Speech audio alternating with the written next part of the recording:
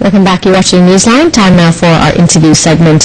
The recent flood disaster has caused damages to the country in many different ways. While the government is trying to help people in all affected areas, the private sector is also putting efforts to recover the hard-hit economy as soon as possible. Now, joining me today in the studio is Dr.Sopon Pornchokchai, President of the Agency for Real Estate Affairs and Board Member of Governance of the Thai Chamber of Commerce. He'll be speaking to us about the outlook of the property industry in Thailand from now on. Swadika, Doctor. Thank you very much for joining us this morning. Have you actually evaluated the damages to the property industry caused in the wake of the flood crisis, the worst in Thailand in many decades? Yes, like in the case of the houses of the people, general people, it might be around a billion baht. In that case, but in the case of the property developers, the houses belong to them may be around another 18 billion. So that will be a big loss during the past few months. I see. Now, which particular areas are suffering from this flood crisis in terms of property value? Can you share with us information? Mainly those housing projects. The house of the residents in the outskirts of Bangkok, particularly to the north and to the west of Bangkok. So we're talking about Nonthaburi, Pathum Thani, Samut Sakhon, even in Nakhon Pathom as well. Yes. So the areas where places that are suffering from huge floods. It is. So what about the land price? Is there a projection that the land price would decrease by how many percent? And of course the housing projects there as well. Yeah, a lot of panic, but I would like to say that no panic, because actually that is just a temporary event only. I can tell you that in the case of Catalina storm onto New Orleans in the year 2005, after the storm, I think the property price still going up, and they went down again in the case of the financial crisis in year 2008. But 2005 there was no effect. Another case is Hat Yai last year. We saw that a big flood and even 3 meters high.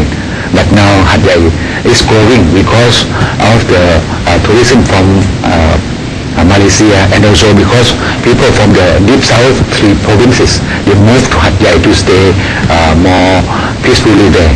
So Hat Yai is growing now.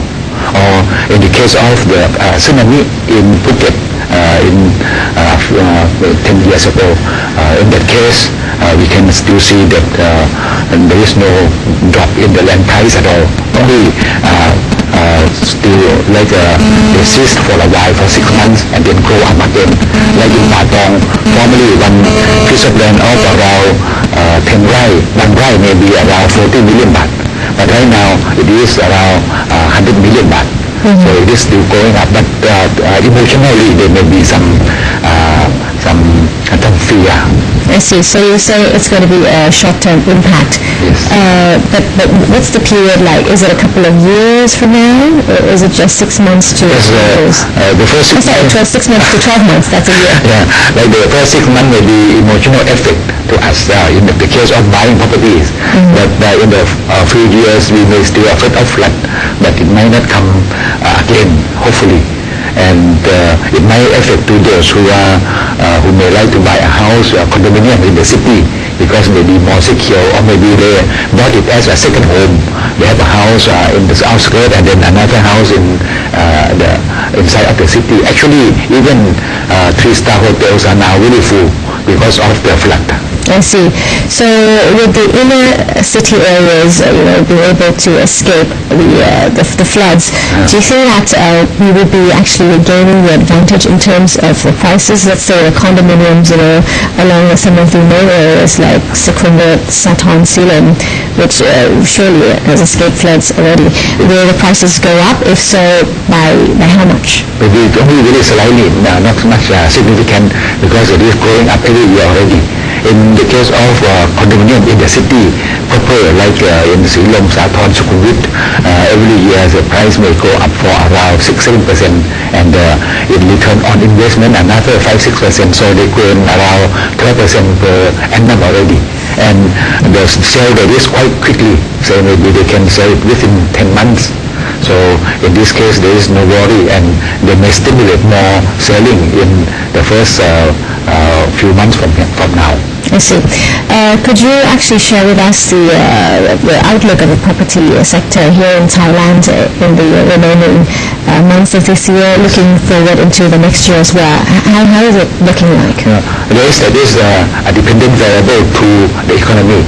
If the economy is still good or maybe expected to be good in the next year, yes, that will still go in price. But this year, many people have no job because of the flood. Probably if the GDP minus next year, the property price will be minus. But expectedly, GDP won't be minus this year or even next year. So I think property price won't go down. Now, for people who are looking for a home or probably looking to relocate, being the president of Area Agency for Real Estate Affairs, could you provide some of the tips, especially for those looking to buy their first home, which areas to look for in order to avoid the floods if it could happen again in the future? They may be afraid of those in Bang Yai or Mentapuri or something, but actually don't worry, it won't come back that soon, or maybe in the future we have some better protection. And if there are some houses that can be bought at the for sale value, maybe 80% or 70% because of the fear of the owners, in that case I think it is worth to buy. In the case of the seller, I think we should be tolerant. Should not sell at this moment, otherwise the price may be dropped significantly because of emotional drive. So we should wait? Yes. Okay. In the case of the seller, but in the case of the buyers, we choose to buy it if the price is really reasonable. So if there's an opportunity to buy land at a lower cost, then we should grab it. Yes.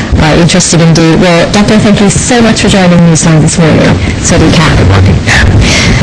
And that was Dr.Sopon Pornchokchai, President of the Agency for Real Estate Affairs, joining us this morning on Newsline. We'll now take a short break. Stay right here with us. When we return, we'll take a look at what's happening around the world.